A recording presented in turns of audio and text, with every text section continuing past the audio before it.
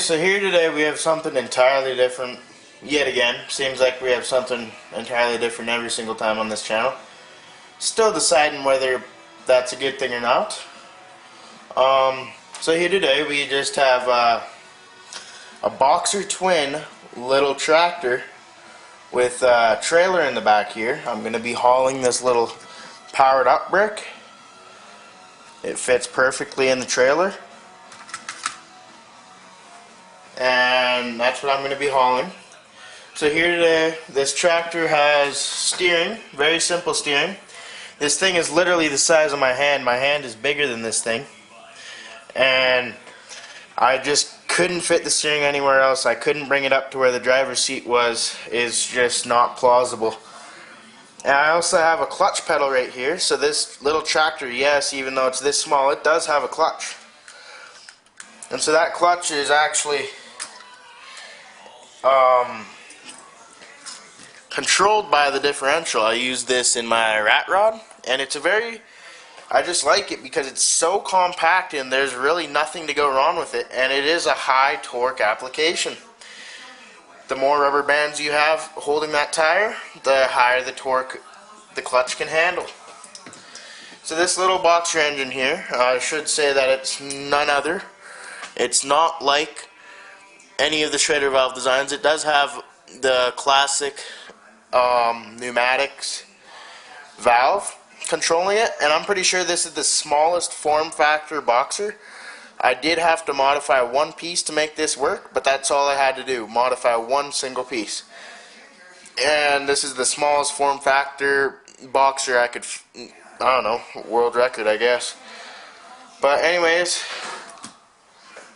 I'm gonna disengage the clutch and turn over the engine. So as you can see, with the clutch disengaged,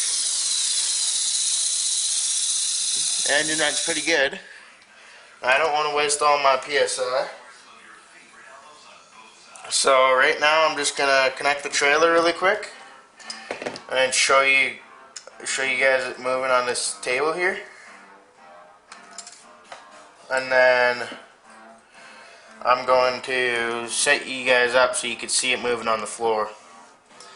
This thing does have some torque. It still does move pretty fast. It's not a snail's pace, but it's not as fast as the rat rod or the remote control truck. It is a tractor anyways. Okay, so I'm just gonna make sure it'll fire up. So in that position it'll fire, or should. So as you can see, it's not that slow, but it's not the fastest. Okay, I'm going to go set this up on the floor, then set you guys up so you can see it.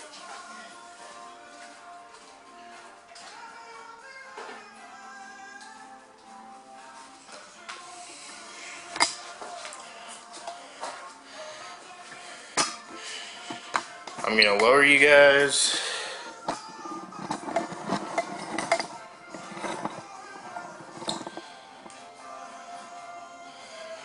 That should be a pretty good angle right there. So you guys are going to be able to see it move pretty far. Make sure the engine will fire up. It'll fire up in that position.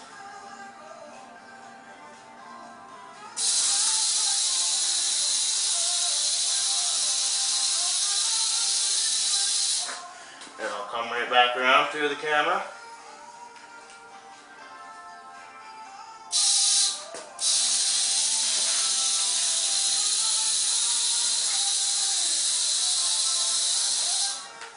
As you guys can see, this thing works pretty good. This engine doesn't spin at 11,000 RPM like my Schrader valve, so then I don't have to gear it down as much.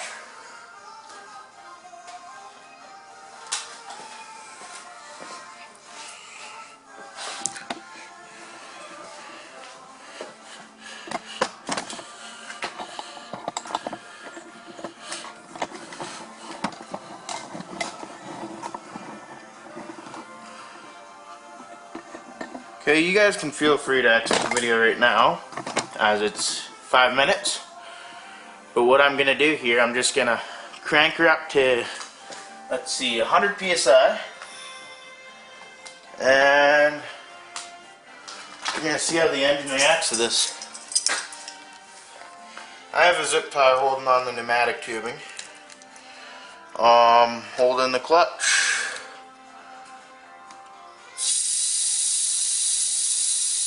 And see, the clutch does work. I release this pedal, and it goes.